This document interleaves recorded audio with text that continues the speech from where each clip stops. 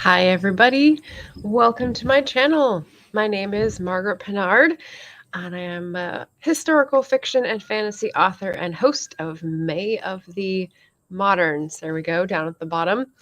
On my channel, I'll be featuring May of the Moderns content this month, which is when we get together and read content written, published, or translated between 1901 and 1945. I've got some prompts. I've got some buddies reading along with me, and a playlist, and a challenge on Storygraph, and it's all very fun. So let me know if you've got questions because I'm ready to give answers. So welcome to this May of the Moderns. Didn't take my suggestion here. It's a Wednesday wrap. There we go. So it's Wednesday, which means I'm doing a wrap up of the books that I've read in the past week. So last week, it was only May 2nd, so I couldn't be expected to have read a whole book yet, right? This week, I've got 5 books for you, as you might have noticed on the thumbnail, but only one of them is a modern. But it was quite long, I will say. So we'll get to that first and give it all the glory it deserves. Please excuse any appearance issues. I haven't had reliable water for the past 24 hours, so no shower, no teeth brushing, any of that fun stuff. I did get to wash my dishes, however. The fun of living in a modern city that has old housing stock, let's put it that way. So here we go. I was going to check in with my current read.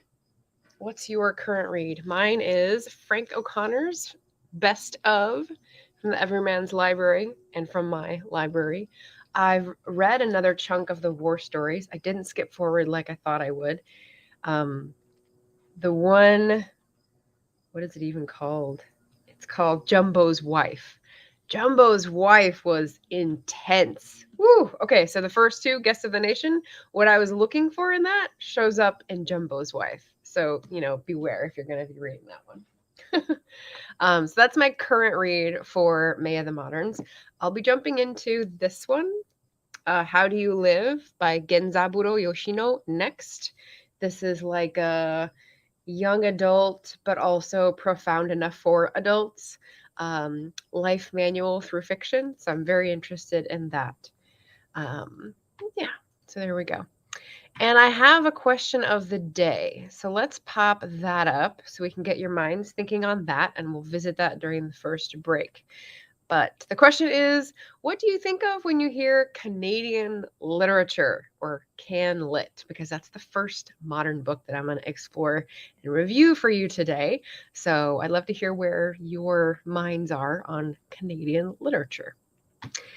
But let's check in with the chat. And if you have any questions, pop them in. I will hold them for soon. So Emma Bennett was here. Boot the like button.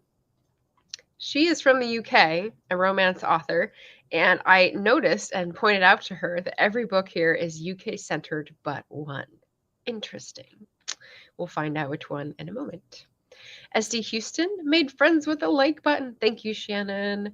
Leslie at Books, Gers, and Purrs said happy Wednesday. Thanks for dropping in. AF Stewart, Anita, hi. And boil the water.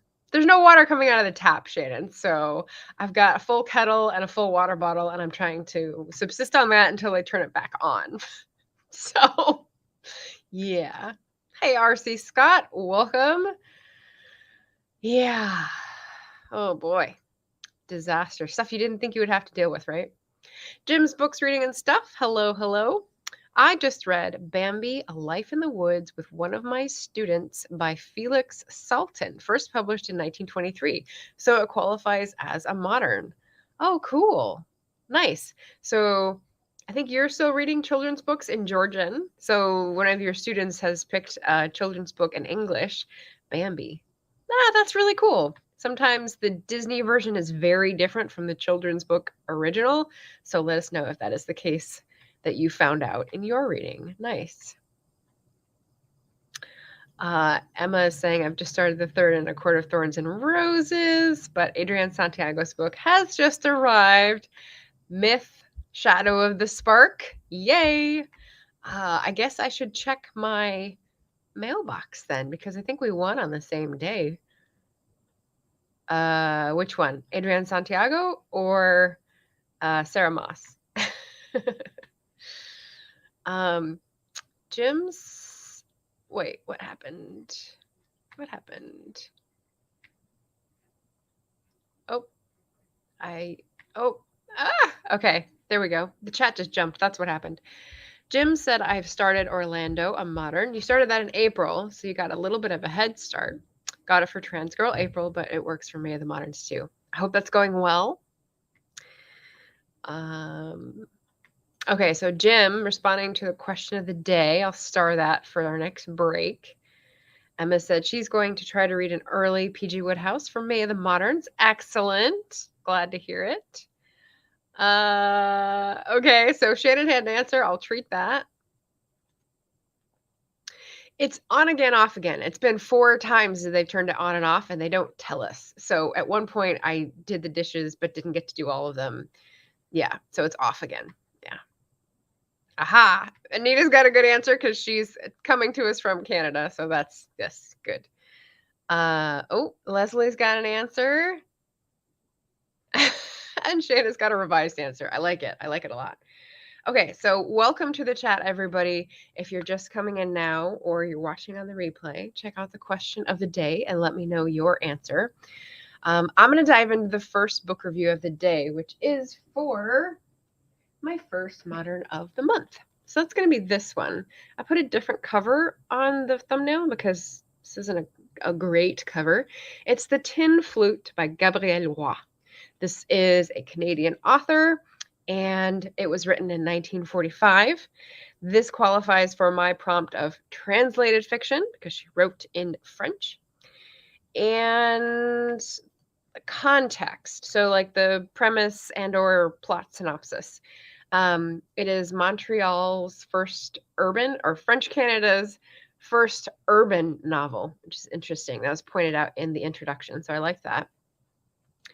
And put that down. It came out the same year as Two Solitudes by Hugh MacLennan. So these are sort of 2 of the biggest French-Canadian novels of the period, and both came out in 1945, both moderns, dealing with overlapping themes. So I'll point out a couple points later when I say what I observed in the novel.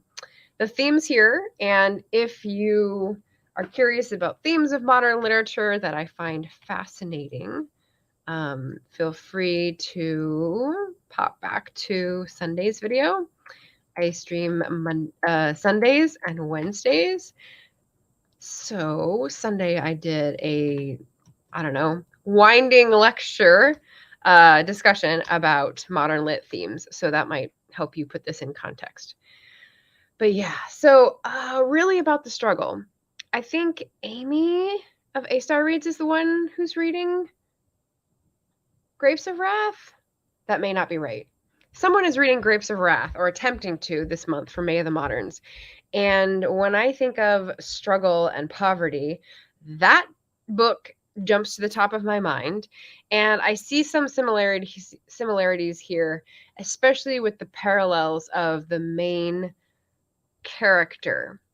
So we start out in one POV, but we jump through several, and the main character of the book actually ends up being the mother. So that's why I'm connecting this to like Ma Jode in The Grapes of Wrath by John Steinbeck. So if anyone has thoughts on that or reactions to that, yes or no, good or bad, let me know. It's been a long time since I consumed that story. I think I didn't read it. I watched it as a play, actually, and it was super, super affecting. So anyway, struggle and poverty, and both the hopes of the poor, indigent class of Montreal's Saint-Henri neighborhood, as well as the despairs. And so you get lots of flashes of someone hoping, and another someone like despairing.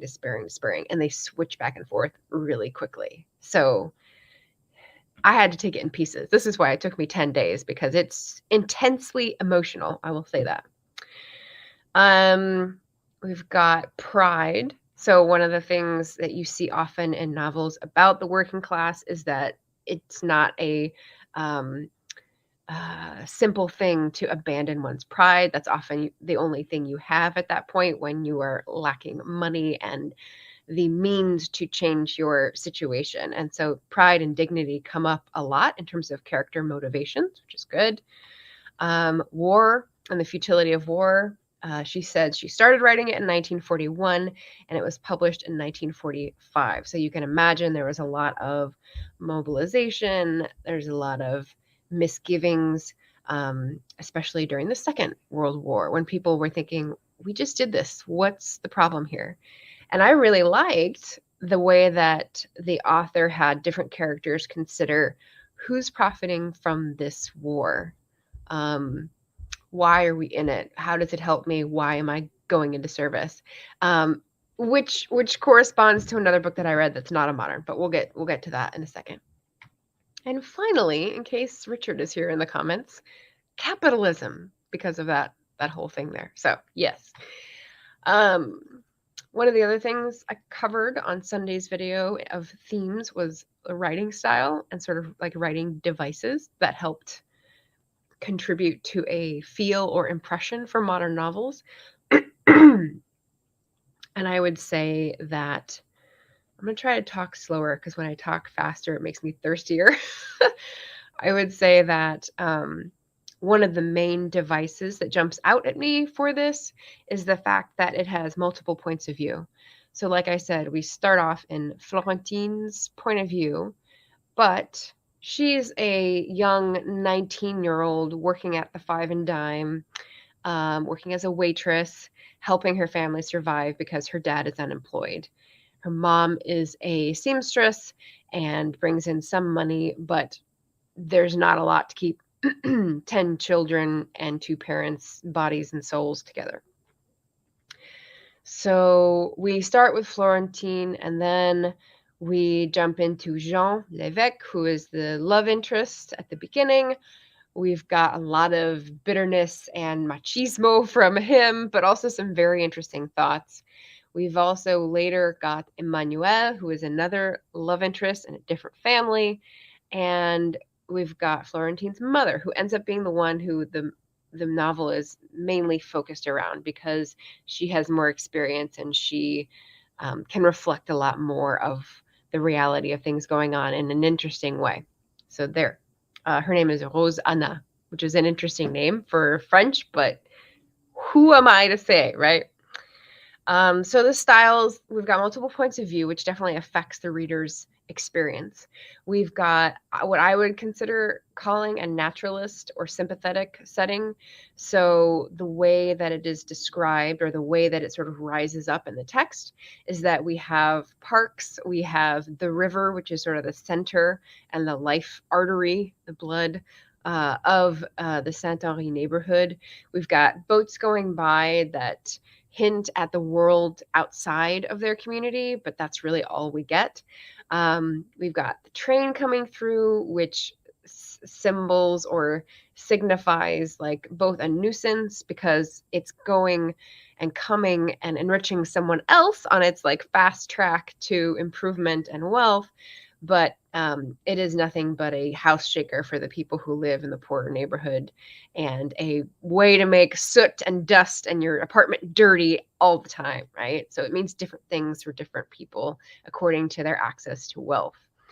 We've also got the lights on the streets. I thought that was interesting because several times she calls out the lights and the glittering display of the sort of commercial street near the Five and Dime where Florentine works, contrasted to the darkness of the other houses or, you know, the single light bulbs.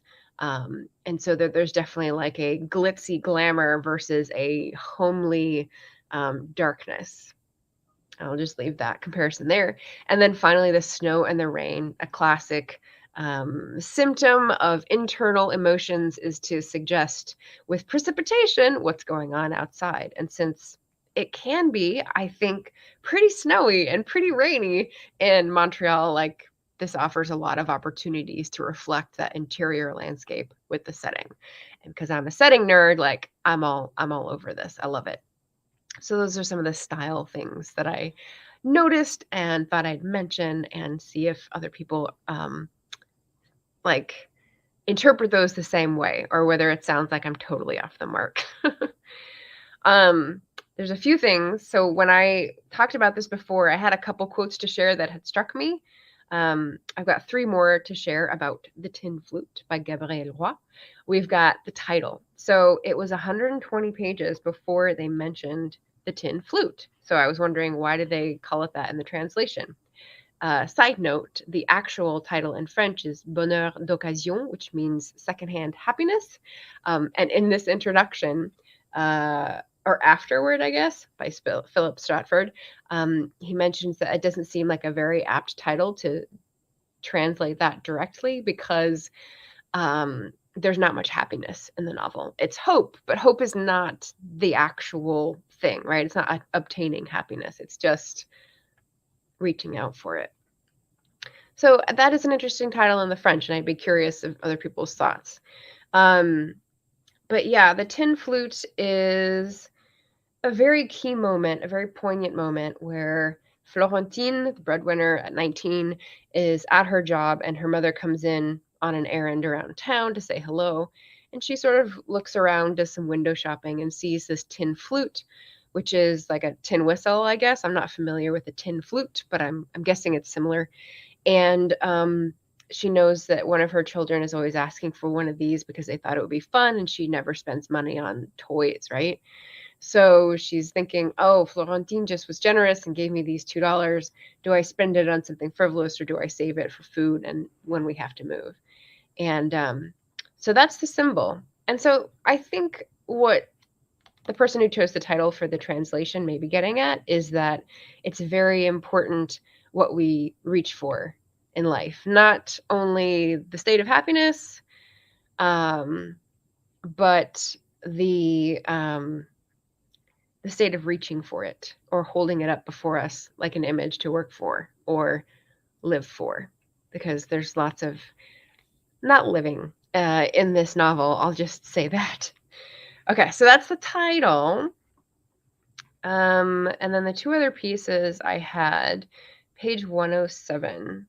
So this guy, Jean, the first love interest, he is a piece of work. He's very bitter. He's one of the 2 people that don't go to sign up and join up in the army. And he's rather proud of his decision because he says, you're all going to be cannon fodder and I'm going to make money back here on the war as an engineer. But, you know, he's fighting within himself for stuff too. So at one point, Jean and Emmanuel, his friend, are in the Five and Dime talking with Florentine, kind of flirting. And Jean says, he's about to say something not very nice. He felt an urge to destroy the scrap of friendship and confidence in others, the vestige of attraction he still felt toward humanity. In order to remain in a loneliness he found uplifting, because in it he found the full expression of his own being. And I thought that was really interesting because the loneliness piece, everyone's lonely in this novel, right? No one is happy ever after. We don't have any rich people's POV, and even if we did, I don't think they'd be happy ever after either. But the other book that was published in this year, Two Solitudes by Hugh MacLennan, its title, Solitudes, is getting to the fact that the 2 communities, the English-speaking and the French-speaking in Montreal, are so separate and self-contained that it's like a solitude. You've got like a loneliness to those who speak French and those who speak English. And so I thought that was interesting, that this guy, Jean, is preferring a loneliness because he feels he can fully express himself, as opposed to having confidence in others and depending on others, which is kind of what we're built for as a species. But, you know, the modern era was all about going against instinctual demands and social structures and imposing like capitalist structures, authoritarian structures, wartime necessities over the overlay or over the natural organization of humans, I'd say. What do you think? And then the last quote from here that I thought was really interesting, it was also from Jean, 203.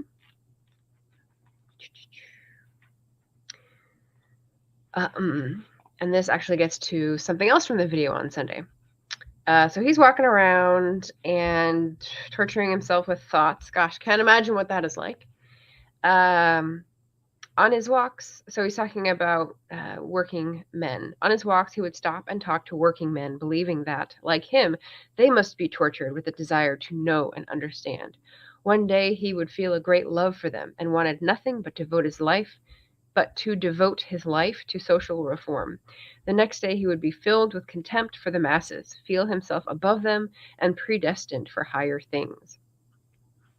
And so that is kind of like the note we got about George Orwell with Road to Wigan Pier, and how his style went widely from anger to tenderness, and how he wanted to join with the people and be one in solidarity, but also he was so frustrated with what they chose to do with their life and their time and stuff. So that's a book that's coming up. It's on my TBR for the month, but I did see a representation of it here in The Tin Flute, which is cool.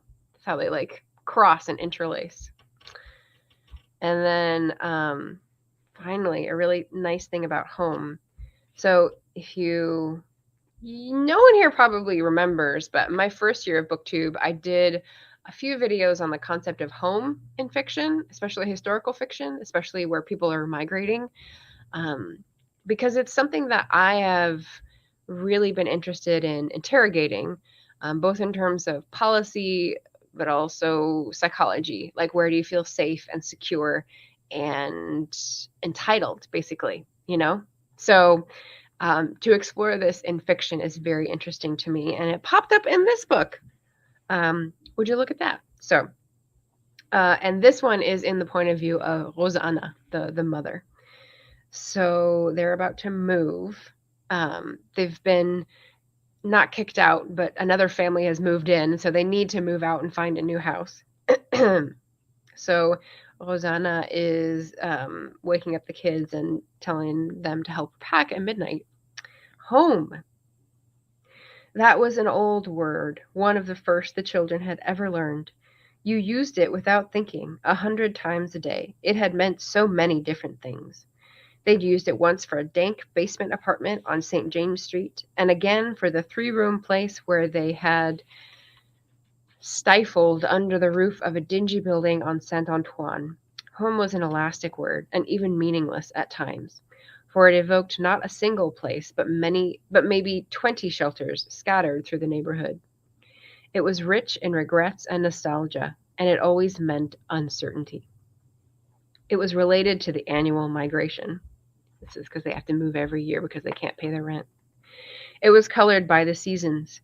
It sounded in your heart like an unforeseen departure, a flight, for when you heard it, you could imagine that you also heard the shrill cry of migratory birds. So there's some really neat writing in here about thematic imagery, which I really appreciated. There are also some sort of like sticky language things, but I'm pretty sure that's a translation thing. I don't have time to read a 380-page book in French this month.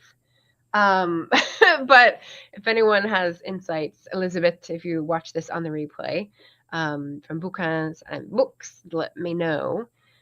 Because there were definitely sort of things that sort of didn't flow as well, but I think that might be a translation thing rather than a writing thing, because sometimes it really clicks. Okay, so that is The Tin Flute, modern number 1. And I think I give it like 3.75. Definitely very interesting, very in the middle of themes and styles that embody the modern period. Definitely asking some very interesting questions that are still relevant today as we struggle forth.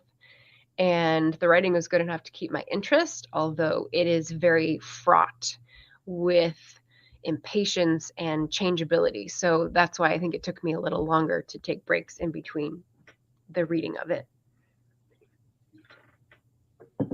So that's why I notched it down a little bit. Okay, so now I'm going to read the questions of the day answers, and then we'll have a little discussion if anyone commented, and carry on to the other books that were not modern literature. So first we have Jim Canlett. He thinks of Margaret Atwood and Alice Munro. Oh, good call. I forget Alice Munro is Canadian. So thank you. That's a good one. Shannon says, I don't think of anything. I'm sure I've read something from Canada. Okay. I see Jim's comment. So yes, I know Margaret Atwood. But her revised answer here, if I skip down, I guess if I'm not thinking about literary fiction, when I think Canada, I think Anita, A.F. Stewart, and Laura Nettles. So yay. I think Laura's actually from California, but living in Canada. So I don't know if that counts. But hey, buy it from Canada, right? Being exported. Anita thinks of literary stuff written in my country. Well done. Yes, representing the Great North in this chat today. And Leslie says, first thought that comes to mind is Canada Reads annual competition and the author Thomas King. Ooh, nice. So I think Thomas King is the Indigenous comedian who also started writing books. Is that correct? I think I've seen a title or two and a special or two on YouTube when I looked him up months ago. But yeah, that would be really, really good. Good stuff. Good answers, folks. Let's see. We've got some more comments, maybe about Tin Flute. Let's see. Shannon says, I've heard that titles and book covers will change based on where the book will be sold in the world. For sure. This seems to be pretty much taken for granted that when you go into a different market, sometimes even the format will change. You'll have a hardcover cover and a paperback cover that sort of reflect each other, but aren't the same. So yeah, definitely if you're going to a different market, you've got different trends and you've got different cultural background to sort of shoot your arrows at in terms of cover impressions. So yeah, I love the videos where people will do a cover comparison between UK and US and then say which one they like better. I think Olivia Savannah has done those. Maybe. I think she's the one I'm thinking of. But yeah, I love those are fun. Jim says, sounds an intriguing novel. Have to leave you near midnight. Okay. Bye, Jim. Enjoy the shut-eye. Yes. If Laura is living in Canada, we claim her now, at least until she moves. Okay. Got it. Nice. Okay. Well done. Thank you guys. So I'm going to cover 4 more books. One actually sort of relates to the modern period. So let me pop that one in first. And there's a few thematic links. So you'll recognize the author's name. It's Jacqueline Winspear, whom we love. The novel is called The Care and Management of Lies, a novel of the Great War. And this is a standalone novel, not in the Maisie Dobbs series, different things altogether. It was written a few years ago, and it concerns basically 4 people. We all get points of view from those 4 characters, so not unlike the Tin Flute. But most of all, it centers Kezia's experience, who, if you want like a quick map of the characters, we've got the onset of World War II happening in England, and this examines the changes in lives of a minister's daughter, that's Kezia, turned farmer's wife, the farmer, that's her husband, the farmer's sister turned activist, and then the farmer's neighbor, who's a toff, which means he's like a different class, high class dude. And so these 4 people, we get their points of view, their internal thoughts, their struggles with the changes that come to their England, and completely rearrange their lives. So the writing, as usual, is beautiful. It's I haven't thought of a clear way to describe it, except to say it has a a simple, slow cadence, but the words that are chosen are exactly right to elicit the feelings that she is intending to elicit. So it's comforting, it's concise. I don't know. I just love her writing. So there you go. It's very emotional as well, like the Tin Flute, but it's not so fraught. Jacqueline Winspear gives you time in between the sort of ratcheted up emotional scenes, which I think is more of a contemporary writing thing to do. It's easier on the reader. It's easier on the clutch, right? It's easier on the what's that called? Transmission of the reader's mind. Also very suspenseful. So because we pop into different points of view, there are various things that we are left hanging and have to wonder what happened before we go back in, but it's not a long time and it's not like a cliffhanger. It's not frustrating. It's just like, oh gosh, that moment. You get to freeze that feeling and hold on to it for a little bit more, which to me draws out the pleasure of that suspense. So, yes. I think the ending to this is asking for a sequel. So it's, again, not a cliffhanger, but a bit more abrupt than her other Maisie Dobbs novels. And, if you tuned into the interview with Jacqueline Winspear that I produced a couple weeks ago, she did mention that she's thinking about doing sequels to her standalone novels. The first one is Career Management of Lies, and the second one is the one that just came out, The White Lady, which is about World War II. So, no, it's actually about both wars. It's about someone who lives through both wars. That's right. But anyway, yeah, I've popped that in the comments because I love Jacqueline Winspear and it was a great interview. So go check that out on A Mighty Blaze. I was the producer. So, everything went perfectly. Yes. And if I have sold you on this book, you can always go pop over to Bookshop and find the book there. I've got affiliate shop with all the recommendations and everything, so I'll pop that into the chat as well.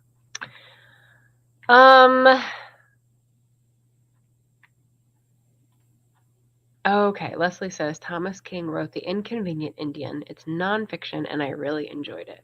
Excellent. Yeah, I think I might have that one. I think I remember seeing he had like a TV special that was on YouTube that I watched a few minutes of. Excellent. Yeah, good. I like this cross section of Canadian lit we got today. So that's book 1. Book 2. The next one I have is historical romance. And that is going to be another favorite author, Grace Burrows. So again, the last cover that she had with the fan and everything, definitely not my cover. This is a little better. I like it. Not totally accurate, but you can't always get what you want on a historical romance cover. Grace Burrows, A Lady's Dream Come True. It's a historical romance, a Regency romance. Her writing is really lovely. It's very different register than Jacqueline Winspear's. So I thought out what I like about it. And here, what I love about Grace Burrows and why I'm reading my way through her catalog, or what I can get my hands on easily. She's got a playful tone. She's got light humor, a lot all over the place. The teasing banter between the romantic couple that's being featured, and solid setting accuracy. So at the beginning of this, I actually turned down a corner because she mentioned cinnamon buns several times. And I was like, cinnamon buns? They did not have cinnamon buns in the Regency, excuse me. And then I Googled it. Oh, litter box. And then I Googled it, and I am willing to say that I'm wrong, because this person found something that was close enough. Random Bits of Fascination blog, which is like a Regency author and researcher. And The investigation uncovered Chelsea buns, which are basically the same thing. So I'm guessing she didn't want to call them Chelsea buns. She wanted to give the reader that little skip of familiarity rather than being historically accurate. And so she just called them cinnamon buns. So, yes. And of course, because it's historical romance, there is a happy ever after. And, the heroine is in trouble, but the mystery is discovered in time for the hero to enact a daring plan, which solves her other dilemma and dissolves their hesitations to get together. So that is why that is a masterpiece. Love it. Yeah, so if you're in the mood for a pleasant, bantery, witty, historically accurate that won't set you back on your heels with like being annoyed with things, there's another of Grace's books to check out. And I'll pop the link to Bookshop in the chat. Now we're coming to our audiobook. Audiobook, which is a very different lane. So Grace Burrows does not shy away from steamy scenes, but this is another level, let me tell you. So Zora books her Happy Ever After by Taj McCoy. And I listened to this as an audiobook, and the narrator, which is very important, was Adenrele Ojo. And I'll come back to that in a second. So I listened to this from Libro.fm, as per usual, the sweetest smelling purveyor of audiobooks on the planet. It's about a DC bookstore owner who gets more than she bargained for when she wasn't even looking for it. So that's my little catchline. And the narrator, Adenrele Ojo, voices all the characters. And here's a quote from the audiophile review. So let me just pop this up in case you're curious. I went and found this because I was just investigating Audiophile, which is an audiobook lit magazine, if you can believe it. And this is what they said. Her characters laugh their dialogue when the story calls for it, which is hard to do and believably. Project anguish and are attractively sultry during passionate scenes. And let me tell you, there are definitely passionate scenes. Passionate, I would say also graphic, very descriptive and very clear. And the modern characters definitely say it like it is and laugh about a lot of stuff and are clear about the boundaries and consent. And it's all very good. It's all very, ahead of the curve, let's say. So there's a bit of a mystery or a thing that they're trying to figure out. I saw the mystery piece coming, I don't know, in the first 20% of the novel, but that didn't dampen the humor. There's a granny, there's a best friend, there's lots of great things going on.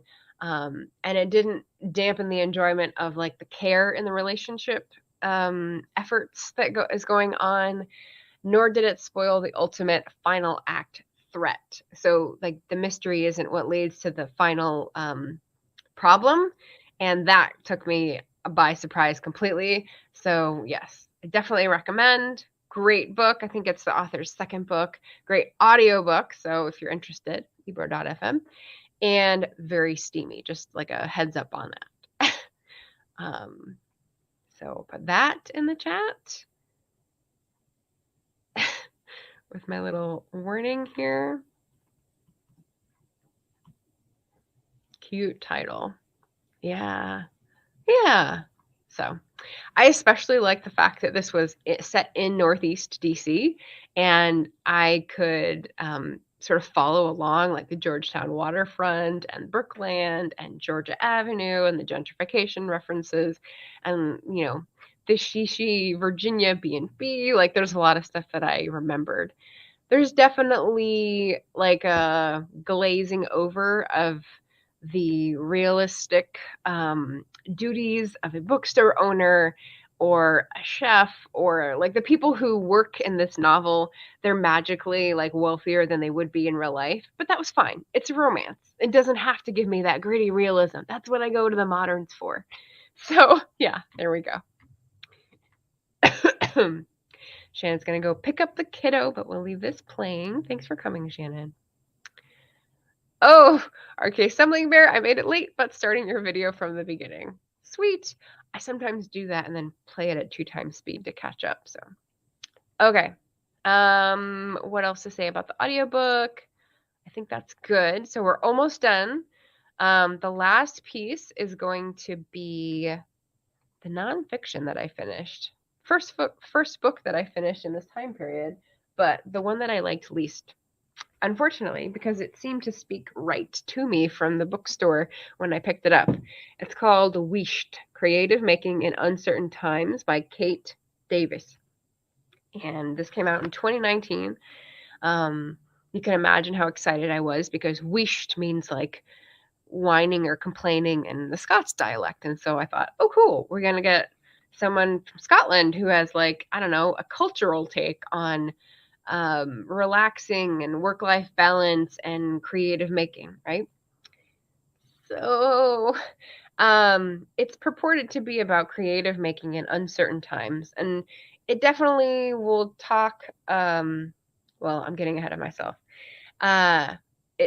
Creative making in uncertain times. However, it felt like a concerted attempt to be counterculture in an artificial way. So she has, I don't know, 10 or 12 chapters with titles that are about what she's advocating and how that goes against the prevailing winds of creativity or business or marketing advice, right? So there are definitely some helpful exercises for creatives that are feeling stuck, but championing things like mending, limitations, messing up and failing, staying put, getting lost, repetition, and doubt. Those are some of the titles. It seems like well-covered ground to me. It's not groundbreaking for me to say, oh, staycation. If you stay put, you notice more about your surroundings, and that forces you to be creative. Or repetition. Like if you do the same thing over and over again, maybe that leads to a deeper understanding of your craft, or an experimentation that's a small, subtle thing, but like brings you a whole new line of inquiry, So for someone who is very new at this, that could be very helpful. For me, I feel like this is very well covered ground. And for it having come out in 2019, there's at least 7 years worth of books that I've read that say similar things. And it wasn't different enough to really hit for me. So it's similar to if you heard me a few months ago talk about the Afro Minimalist's Guide to Living with Less.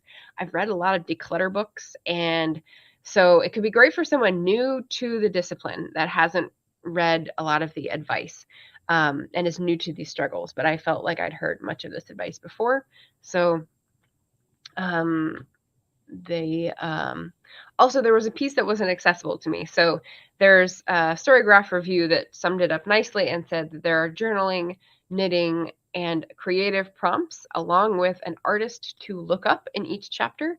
So that was kind of a neat structural approach, is that she'd have a prompt at the end, kind of like Julia Cameron's books, and then end with a bit.ly or like a shortened link to something that was a performance, like music. She does a lot of music comparison in this, and she kind of lost me because I'm not a music person.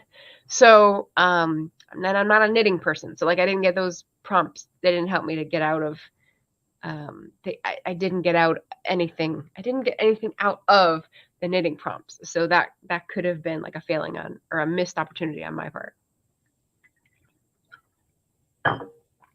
So overall, a little disappointed, probably because I was extra hopeful that the Scots part would be extra special.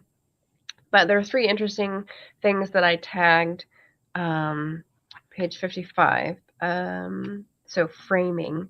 This is in the chapter on messing up and failing. A frame allows creative makers to sit comfortably in their process, to feel safe enough, protected enough, undaunted enough to actually begin the work. So don't start with a blank canvas. Start instead by examining your frame. Your frame could be an actual frame. or your frame might be a simple set of rules, etc. So I liked sort of the examples of that. And then the second one I had was page 84. Let's see, about vulnerability. This was in the chapter on don't ask. So if we have something like imposter syndrome where we feel like we're not allowed to tell a certain story, she says, you feel vulnerable because you want the work to be your best. This sense of vulnerability or humility, which I don't know if they're the same thing. She doesn't go into that. She just uses a M dash before the work, is a profoundly positive thing. While ego can make a maker careless and complacent, a sense of humility means that you are actually bothered enough about a project to want to make it well. And of course, perfectionists do not need this advice. Feeling like an amateur, feeling deeply vulnerable, feeling a sense of humility in the face of the creative work ahead of you, these are all sensations that you should cherish rather than be troubled by. So I liked that. Vulnerability is always like a hard thing to embrace when you're trying to do all business things. You got to sort of carve off a corner. And then the last thing I thought I liked to highlight for you was page 95. This is the chapter titled Wished. So wished actually means like be quiet, don't complain or whine. And so she's, what is she advocating? Our world is already very noisy.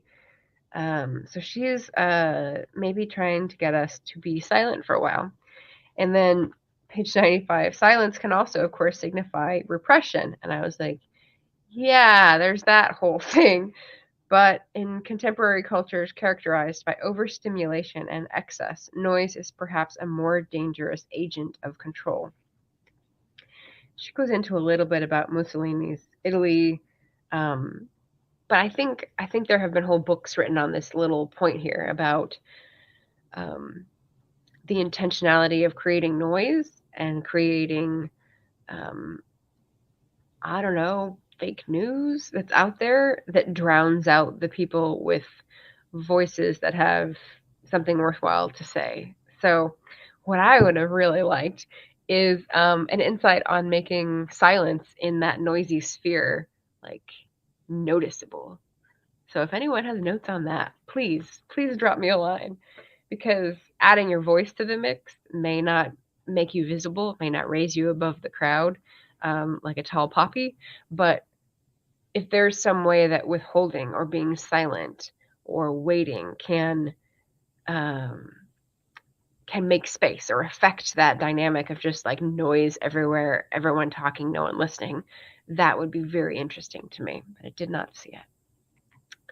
So yeah, so that is the final book for my wrap up today, and I'm almost out of power. I love that I get a warning. Here we go.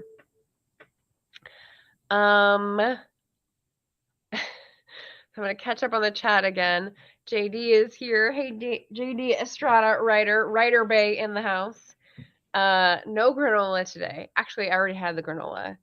You missed the water is shut off because of a leak. So we're dealing carefully and prudently with the consumption situation here. Yeah, Shannon tagged me in. I like it. Oh, I can send a granola recipe. I could do that.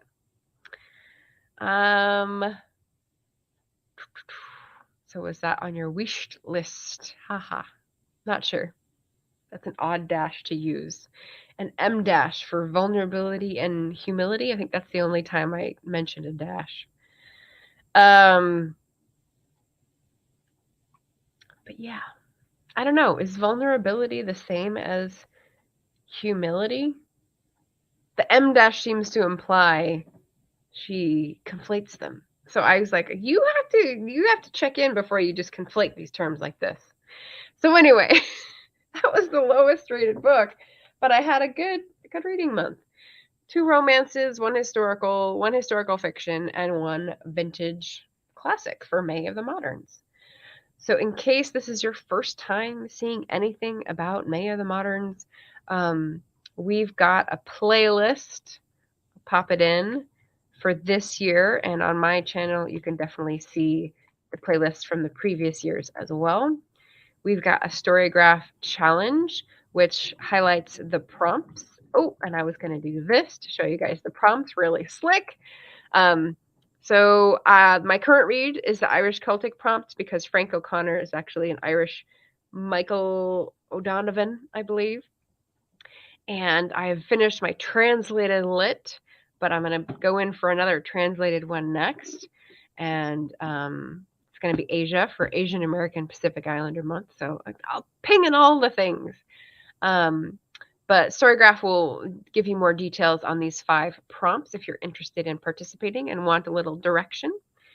And finally, I've got all the recommendations from people who have participated in this year and previous years on Bookshop. So they're all available if you want to head over to Bookshop and like maybe pick 1 or 2 to read with us this month. Hey JC, I missed the whole thing. Hello, hope everyone's day is going well. I appreciate that. Yeah, so I think that brings us to our conclusion. I think I've covered all the bases. I went through 5 books this week. 1 of them was a modern. I'm hoping to have 2 for you next week. We'll see.